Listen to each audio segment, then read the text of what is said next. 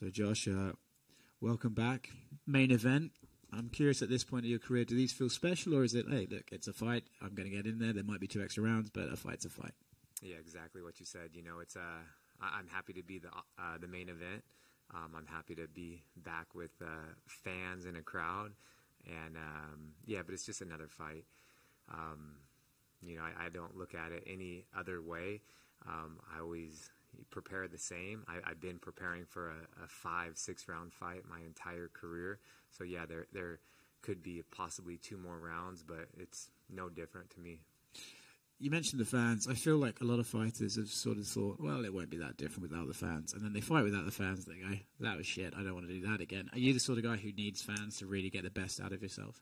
No, like I don't need fans to get the best out of myself, because at the end of the day, a fight's a fight. You know, if I was walking down the street and someone did something to me, I'm going to fight them. I'm not going to not, if I need to, but yeah, a fight's a fight. But I love the fans. Like I love the energy they bring. I literally feed off that energy in the crowd and stuff like that.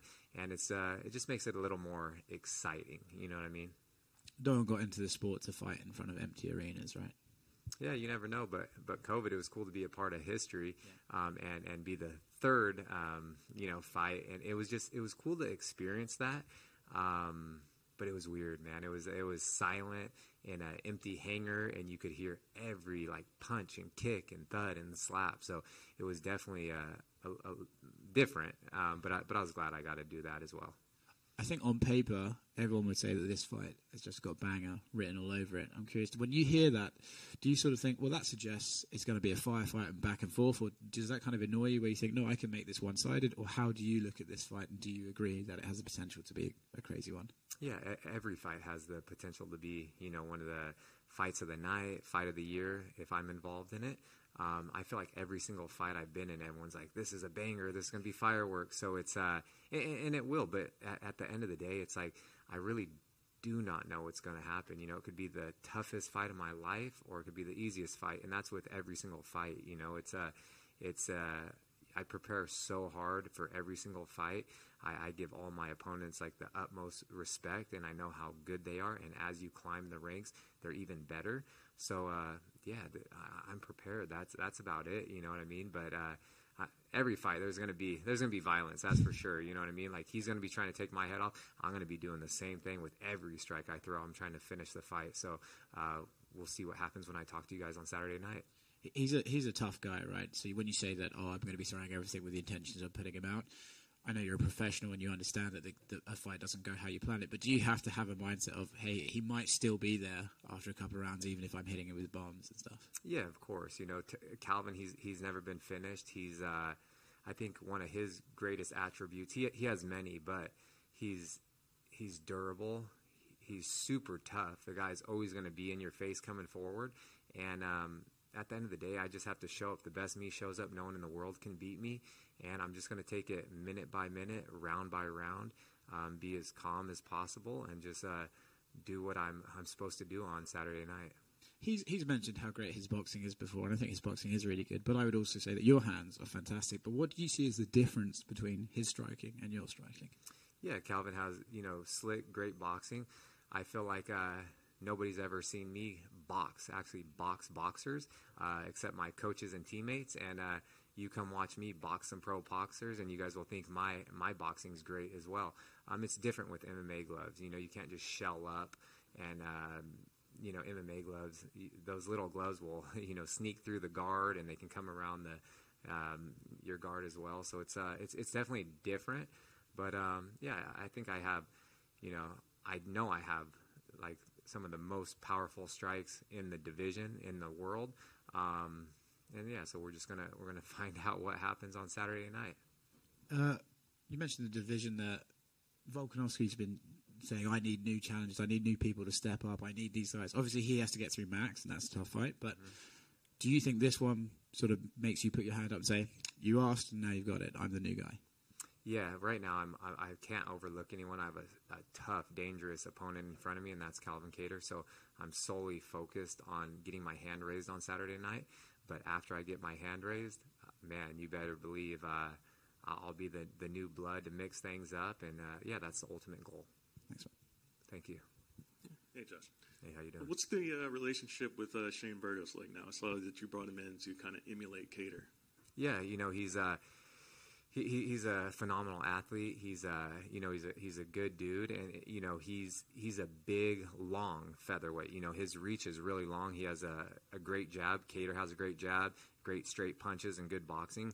So I reached out to him. My coaches and I were talking like who could emulate a lot of things, and I usually use my teammate and friend Andre Feely. Great look for a lot of opponents, but he had just fought and things like that. So we reached out to Burgos, and he was down for it. So I flew him and his brother out.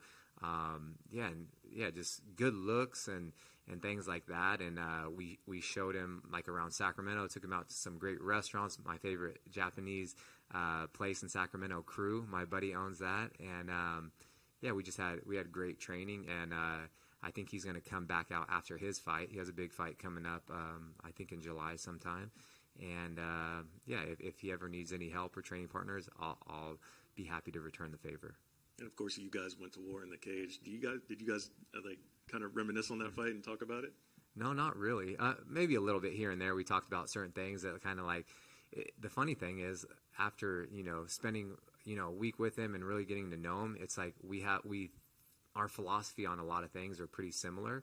We think the same. Even like I would say something, he's like, "Man, I've never heard anyone say that," but that's exactly how I think of it.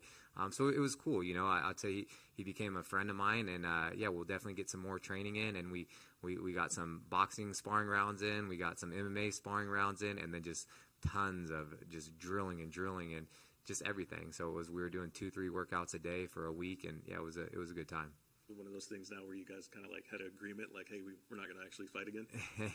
Yeah, you never know. It's like, but who knows? At the end of the day, I'd never want to fight a friend or a teammate, unless they were the champion and there was like huge stakes on the line. I still wouldn't want to do it, but at the end of the day, I will be a world champion, so I would have to. You're on a bit of a win streak right now. I think 4-fight win streak. If you were to win Saturday night, it would be 5. Do you think you immediately would get a shot at the title, or do you think you'd need to have a couple more wins under your belt? Yeah, no, like I said, I'm solely focused on Calvin Kattar right now, but when I get my hand raised, I think that's the only option is to be next in line for the title, but I have to get my hand raised on Saturday night. Do you feel like you can take this fight to the ground if you need to? Yeah, I'm prepared. This is MMA, so it's I train mixed martial arts every day, everywhere. I've been doing that my entire career, so it's like I can go wherever the fight goes. It's I can keep it standing. I can win standing. I could win really anywhere. So it's I'm definitely prepared where the fight goes. We're just gonna have to see kind of what plays out and what happens on Saturday night. You see in the UFC, many of the champions right now, a lot of them are heavy with grappling, wrestling. You have a wrestling background yourself. Do you feel like that's what you're going to need, being an overall all-rounded fighter to be champion one day? Of course, yeah, I possess it. I possess everything. I like I said, I train everything. But you know what I mean? I know what the fans want to see. I know what Dana White and the UFC wants to see, and that's why I fell in love with boxing and striking, and I wouldn't be in the position I am today if I wasn't standing there and throwing huge bombs and knocking people out. Good luck Saturday night. Thank you. I appreciate it.